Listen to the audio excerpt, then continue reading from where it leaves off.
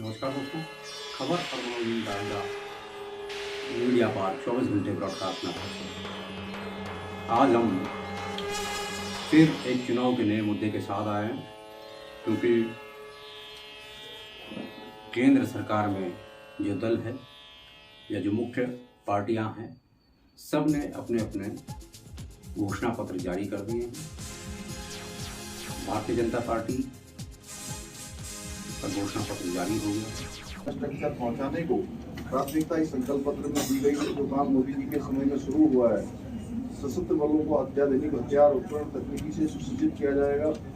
2025 में भगवान बिरसा मुंडा के 150वें जन्म दिवस पर जनजातीय गौरव दिवस, इस बार जनजातीय गौरव दिवस भगवान बिरसा मुंडा के दिवस से विकसित भारत का संकल्प और विकसित भारत यात्रा प्रारंभ हुई थी, तो पूरे देश में जनजातीय गौरव दिवस के रूप में मनाया जाएगा। ओबीसी, एससी, एसटी के समाज के लिए कौशल विकास के अवसर उपलब्ध किए जाएंगे। और कांग्रेस का भी घोषणा पत्र जारी हो चुका है। और भारतीय जनता पार्टी किसी से भी नहीं डर रही है। आचार संहिता को धता बताते हुए, आचार संहिता को ठेंगा दिखाते हुए जो एडवाइजरी जारी की है, उसका खुलेआम उल्लंघन हो रहा। मैंने आपको एक प्रमाण के तौर पर ये दिखाया है और हमारा आरोप है कि ये तत्काल इसमें कार्रवाई करनी चाहिए चुनाव आयोग को। अगर चुनाव आयोग कार्रवाई नहीं करेगा तो हम अदालत का दरवाजा भी खटखटाएंगे। तो देखिए किस तरीके से गारंटियों का दौर चल रहा है। आज के दिन चुनाव का मौसम है और लोग सबकी गारंटी ले रहे हैं। सोची समझी साजिश के तहत कांग्रेस के जो खाते हैं उसको फ्रीज करा दिया, क्योंकि मालूम है उनको कि चुनाव में पैसों की जरूरत होती है। इसलिए कांग्रेस की कमर तोड़ने के लिए उन्होंने कांग्रेस के सारे खाते फ्रीज करा दिए। आज जो आर्थिक स्थिति कांग्रेस की बहुत ही कमजोर है, तो हमारे कैंडिडेट चाहे अगर हम वीरेंद्र रावत जी की बात करें, अगर हम गणेश गोदयाल जी की बात करें, तो उनको लोगों से अपील करनी पड़ी कि हमको आप पार्टी फंड में जो भी आपसे बन, जो अपनी बीवी की गारंटी नहीं ले पाया वो पूरे देश की गारंटी लेने को तैयार है। तो बड़ा एक प्रश्न है और लोग किस तरीके से इसको देख रहे हैं। जो गारंटियों का दौर है, गारंटी महंगाई की, गारंटी बेरोजगारी की, गारंटी जुमलों की, गारंटी टैक्स वसूली की, गारंटी है नालायक नेताओं के रोजगार की, गारंटी है आस्था और धर्म के नाम पर अपने उल्लू सीधा करने की और अपनी कुर्सी में काबिज होने की, गारंटी है विपक्ष की स्थिर सरकार को अस्थिर करने की, और गारंटी है अपनी सरकार बनाने के लिए नेताओं के खरीद को, गारंटी है ईवीएम में सेटिंग की, गारंटी है चुनाव के फिक्सिंग की, गारंटी है रंग बदलने की, गारंटी है भ्रष्टाचारियों को और बढ़ावा देने की, गारंटी है भ्रष्टाचार में लिप्त नेताओं को अपने दल में मिलाने की, गारंटी है उनके पाप धोने की, गारंटी है अंबानी और अडानी जैसे व्यापारियों को बढ़ावा देने की, गारंटी है गरीबों को और गरीब बनाने की, गारंटी है ईडी, सीबीआई और आईटीडी के दबाव की, गारंटी है महंगी शिक्षा की, गारंटी है भेदभाव और नफरत की, गारंटी है महंगी सब्जी, दाल, चावल की, गारंटी है महंगे तेल और गैस की, गारंटी है महंगे इलाज की। तो और कितनी गारंटी लोगे मेरे भाई। जहाँ दुनिया में अपनी गारंटी नहीं है, वहाँ पर सारे 140 करोड़ लोगों की गारंटी लेकर के हाथ में घूम रहे हैं, जबकि 140 करोड़ लोग उनके साथ नहीं हैं। वो सबको अपना परिवार बता रहे हैं कि मैं सभी परिवार से हूँ। कभी वो दलित परिवार से होते हैं, कभी वो पिछड़ी जाति से होते हैं, कभी ओबीसी में हो जाते हैं। तो इस तरीके के बहुरूपीय हमारे देश के प्रधानमंत्री हैं और कितनी गारंटी उन्होंने ली है, जो भी ये गारंटियाँ अभी आपको बताई हमने, ये विपक्ष ने इस पर कटाक्ष किया है। थोड़ा था, भूल गए ये लोग। 15 लाख रुपए खाते में आने की बात करी थी इन्होंने, कहाँ है 15 लाख रुपए? 2 करोड़ बेरोजगारों को, युवकों को रोजगार देने की आपने बात करी थी, कहाँ है रोजगार लोगों के सामने? आज अगर बेरोजगार आदमी अपने रोजगार के लिए कोई धरना प्रदर्शन करता है तो उसके ऊपर लाठी बरसाई जा रही है, डंडे मारे जा रहे हैं, पानी की बौछारें छोड़ी जा रही है। किसानों के आय दुगने करने की आपने बात करी थी। दिल्ली के अंदर आज भी किसान धरने में बैठा है, कई किसानों ने अपनी जान दे दी है। हमारे घोषणा पत्र में जो 5 न्याय और 25 गारंटी है, हम उसको निश्चित तौर पर जब कांग्रेस की सरकार आएगी तो हम उसका इम्प्लीमेंट करेंगे और प्रदेश का विकास भी होगा। ये जुमला पत्र नहीं है, ये कांग्रेस का घोषणा पत्र है। कांग्रेस जो कहती है वो करती है। निश्चित तौर से कांग्रेस ने जो करना है वो हमने अपने चुनावी घोषणा पत्र में हमने उसको सम्मिलित किया है। निश्चित तौर से कांग्रेस जीतेगी तो इन सारे वादों को पूरा करेगी। अब कांग्रेस की गारंटी बात करते हैं, जो इसके ठीक उलट है, जो मुद्दों से जुड़ा हुआ है। हमारे कांग्रेस के कई प्रतिनिधियों से बात हुई, भाजपा के प्रतिनिधि से बात हुई, उत्तराखंड के मुख्यमंत्री ने अपने प्रेस कॉन्फ्रेंस करके अपने घोषणा पत्र को सुनाया। वो सारे के सारे संकल्प पूरे हुए हैं, वो धरातल पर उतरे हैं। देश के समग्र विकास और आने वाले उज्जवल भविष्य को ये मोदी जी की गारंटियां हैं। आदरणीय मोदी जी ने इस संकल्प पत्र के माध्यम से विकसित भारत की नींव रखने के साथ साथ हर वर्ग के उत्थान की नींव उसमें रखी है। इंफ्रास्ट्रक्चर से लेकर गरीब कल्याण, सेवा सुशासन, महिला उत्थान, नौजवानों को कौशल विकास के साथ आगे बढ़ाने का, गरीब के कल्याण का, मातृशक्ति के उत्थान का और समाज के अंतिम छोर में खड़े हुए हर एक व्यक्ति को। तो उसके बाद कांग्रेस ने जो प्रतिक्रिया दी वो हम आपको अभी बता रहे थे कि किस किस चीज की उन्होंने गारंटी दी। अब बात करते हैं कांग्रेस पार्टी की। तो कांग्रेस पार्टी या इंडिया गठबंधन की अगर हम बात करें, इंडिया गठबंधन ने जो गारंटी ली है वो युवाओं के बेरोजगारी की है, स्वास्थ्य शिक्षा की बात की है उन्होंने, महिलाओं की सुरक्षा की बात की है, और जो बेरोजगार युवा हैं जब तक उनको कोई नौकरी नहीं मिल पाती है या किसी आर्थिक स्थिति जिनकी कमजोर है, उनके लिए 1 लाख रुपए प्रति वर्ष यानी लगभग 8,500 रुपये प्रति माह देने की गारंटी कांग्रेस की। और साथ ही जो किसानों की लंबी मांग, जिसके लिए उन्होंने भाजपा की सरकार के दौरान लाठियां खाई, कई किसान इस आंदोलन के दौरान शहीद हो गए, मारे गए, उनकी मांग को पूरा करने के लिए एमएसपी की गारंटी कांग्रेस और इंडिया गठबंधन द्वारा लिया गया है। अब जनता का विवेक निर्भर करता है कि जो साइलेंट वोटर इस बार बैठी है वो किस तरीके से अपने मतों का प्रयोग करती है, विशेषकर युवा वर्ग।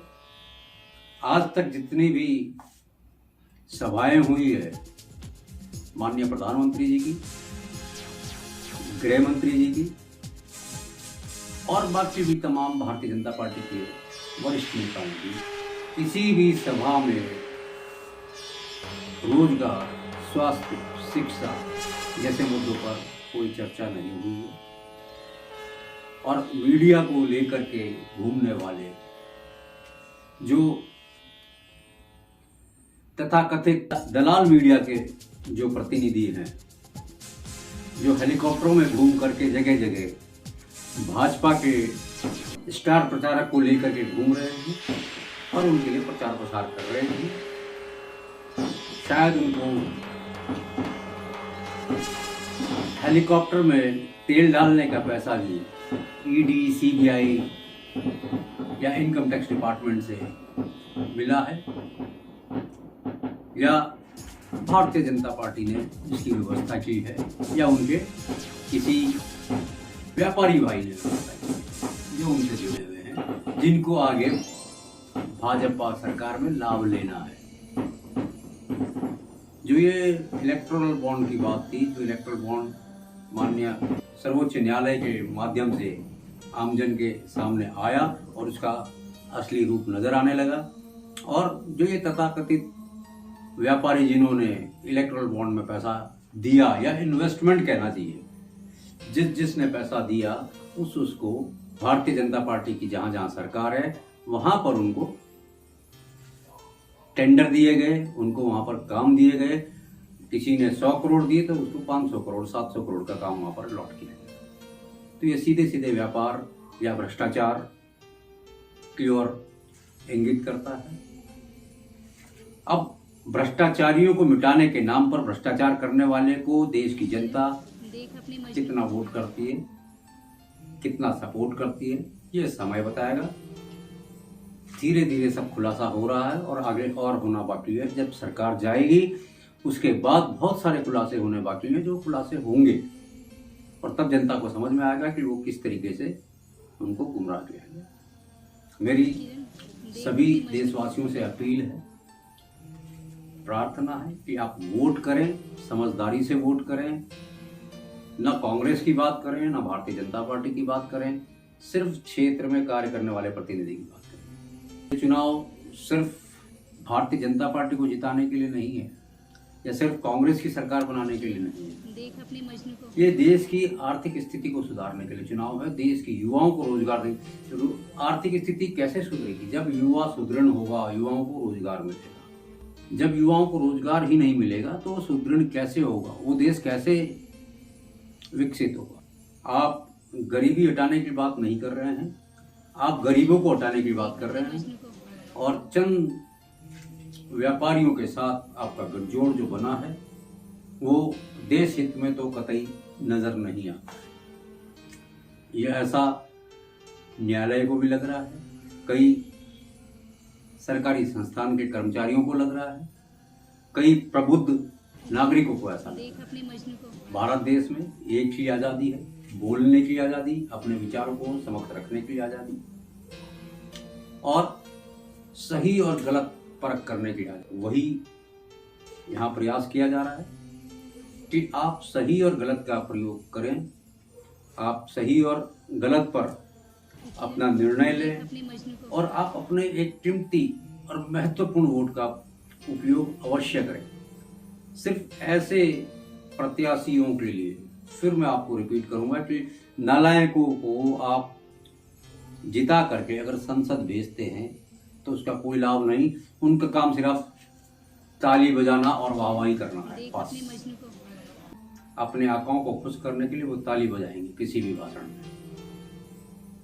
उससे ज्यादा उनका कोई काम नहीं है। ऐसे कई सांसद हैं जो पिछले 10-10, 15-15 साल से सांसद हैं, लेकिन किसी व्यक्ति विशेष या किसी फैमिली बैकग्राउंड, राजनीतिक राजशाही घराने के बिलोंग करते हैं, इस वजह से वो लोग संसद में पहुंच रहे हैं, लेकिन जनता के बीच में उनका कोई योगदान नहीं है। वो शून्य की तरह है, वो एक बोझ की तरह है देशवासियों को। पहला चरण का चुनाव 19 तारीख को होने जा रहा है, और पहला, दूसरा, तीसरा चरण। मैं आपको बहुत महत्वपूर्ण बात बताने जा रहा हूँ कि जो पहले 3 चरण है बहुत इंपॉर्टेंट है। इस चरण में जो स्थिति सामने नजर आएगी सत्तारूढ़ी दल को, उसके बाद देश में बहुत सारी चीजें हो सकती हैं, और फिर जो है सत्ता पाने के लिए कुछ भी किया जा सकता है। इसी तरीके से भावनात्मक रूप से उसको इस्तेमाल किया जा सकता है। ये सिर्फ इशारा मात्र है हमारा, बाकी सारी जनता समझदार है, सारे देश के लोग समझदार हैं। किसी भी सूरत में अगर किसी ने ठान ली कि मुझे कुर्सी पानी है तो वो कुछ भी कर सकते हैं, और जो ये सोच के बैठा है कि मुझे 400 पार जाना है तो वो किस तरीके से 400 पार जाएगा। नॉर्थ ईस्ट की सीट और साउथ की सीट इस तरीके से वो मैनेज करेंगे, क्योंकि वहां पर उनका खाता खुलना बड़ा मुश्किल सा दिख रहा है, जैसा कि जनता की राय हमारे पास में आ रही है। ऐसे ही हम बात करते हैं सट्टा बाजार की या जो शेयर मार्केट की। तो शेयर मार्केट में जो शेयर का उतार चढ़ाव है, हर सांसद की, हर क्षेत्र के सांसद प्रतिनिधि की, हर पार्टी के सांसद के ऊपर शेयर बाजार पर सट्टा लगा हुआ है। वो सरकार को दिख भी नहीं है, अभी फुर्सत नहीं है, लेकिन हर क्षेत्र के सांसद के ऊपर बोलियां लग रही हैं, उसके ऊपर सट्टा चल रहा है कि कौन से क्षेत्र का सांसद जीतने वाला है, कौन हारने वाला है, और किसको कितने प्लस वोट मिलेंगे और कितने नहीं मिलेंगे। ये सट्टा बाजार में एक का 3 भाव, एक का 5 भाव या एक का 20 पैसे, इस तरीके से मार्केट में चल रहा है। कुछ ब्रोकरों से हमारी बात हुई तो उन्होंने जिस तरीके से आकलन दिया, उनके आंकड़ों के हिसाब से उत्तर प्रदेश में 45 से 48 सीटें भारतीय जनता पार्टी को मिलने की संभावना है। और पूरे भारत की सीट की अगर बात करें तो लगभग 260 से 285 सीट भारतीय जनता पार्टी गठबंधन को मिलने की संभावना है। ऐसा शेयर मार्केट का आज की डेट में जो अनुमान है। अभी कल क्या परिस्थिति होती है, कल कितना चेंज होता है, युवा कितना डाइवर्ट होता है, एक विशेष वर्ग का वोट कितना डाइवर्ट होता है, क्योंकि उत्तर प्रदेश में हमने बात की तो वहाँ के मीडिया प्रतिनिधियों से या अन्य राजनीतिक लोगों से कुछ एक सीट पर बहुजन समाजवादी पार्टी बीजेपी को पीछे छोड़ती नजर आ रही है। वो चाहे जैन चौधरी का क्षेत्र हो, चाहे वो भारतीय जनता पार्टी का गढ़ रहा हो। पश्चिमी उत्तर प्रदेश में इस तरह का कुछ माहौल, गाजियाबाद, मेरठ, मुजफ्फरनगर, सहारनपुर जिलों की जो सीटें हैं, इस पर काफी कुछ फेरबदल और हलचल दिखाई दे रही है। जनता का फैसला 4 जून को सबके सामने आएगा।